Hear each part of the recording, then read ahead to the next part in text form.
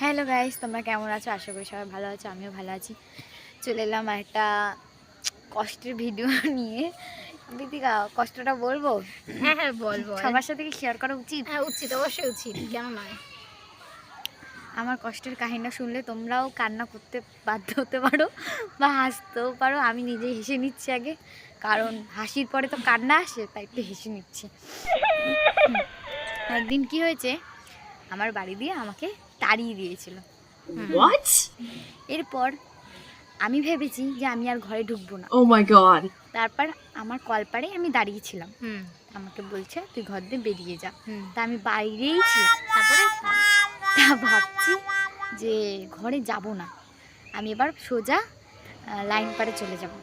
তারপরে পারে গিয়ে আগে ওখানে কিছুক্ষণ বসবো। বসে ভাবছিলাম যে ট্রেনে ঝাঁপ দেবো। তারপরে আবার ভাবছি যে যদি কিছু লোক আমাকে বাঁচিয়ে ফেলে, তারপরে আমার বাড়ির লোককে জিজ্ঞেস করবে, ফোন নাম্বারে ফোন করবে, তখন একটা ঝামেলায় পড়ে যাবো। হ্যাঁ, তারপরে ভাবছি কিছুক্ষণ বসে থাকবো, রাতের অপেক্ষা করব। তারপরে ভাবছি যে অনেক ছেলেরা আমার দিকে তাকিয়ে থাকবে, আমাকে বলদের মতো বসে থাকতে দেখে, আমাকে দেখে একটু হাসবে, আমাকে দেখে কি না কি বলবে, টোন কিট্টিরি মারে না। তারপরে তার জন্য ভাবলাম কি যে মুখটাকে তাহলে ঢেকে রাখবো, আমি বুঝতেই পারবো না যে আমি মেয়ে না ছেলে। না, মেয়ে হয়তো বুঝতে পারবে, কিন্তু এতটা ভাবিনি যে ছেলে না কি বুঝবে। তারপরে ভাবলাম কি থাক, ওইভাবেও দরকার নেই, একেবারে মুখটা ঢেকে যাব। আর রাত হবে, রাত 12টা-1টা অবধি যদি লোক থাকে, তাহলে যদি কেউ না থাকে আর কটা ছেলে এসে আমাকে নিয়ে চলে যায়, মানে বুঝতেই পারছো। তারপরে ভাবলাম কি থাক, ওখানেও থাকা যাবে না, একেবারে তাহলে আমি রাস্তায় থাকবো। রাস্তায় থাকবো, কিন্তু রাস্তায় থাকলে তো আবার কুকুরকে আমি ভয় পাই, কুকুর যদি আমাকে কামড় দিয়ে দেয়। এর জন্যে ভাবলাম কি তা করার থেকে আমি গাছে উঠে যাবো, গাছে উঠে বসে থাকবো সকাল অবধি।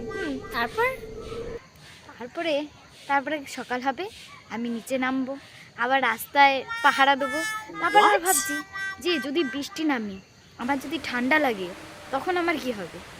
তখন কাঁচতে কাঁচতে কোথায় যাব? আবার ভাবছি যদি জ্বর চলে আসে, বাইরে কোথাও গায়ে দেওয়ার জন্য কিছু নেই। তারপরে ভাবলাম কি থাক, বাড়িতে অপমান করুক যাই করুক, ঘরে থাকাই ভালো। বন্ধুরা, আমার এরকম অবস্থা এখন, তাই আমি যতই ঘরের কথা শুনি, যতই আমাকে নিন্দা করুক, আমি ঘরেই থাকবো। আমি কোথাও যাব না, কথা কি বলে, আর কি বলে কথা কি বলে, তোমরা কি বুঝতে পারছো কি বলে? যে নির্লজ্জ। নির্লজ্জ হয়ে আমি কথা শুনবো, তা আমি ঘর ছাড়বো না, ঘরের মধ্যে শুনবো, ঘরের মধ্যেই খাবো, ঘরের মধ্যেই যা খুশি, কিন্তু বাইরে আমি যাবো না। তাহলে কুকুরের কামড় খেতে হবে, ওটা করা যাবে না ভাই। আচ্ছা চলো, টাটা।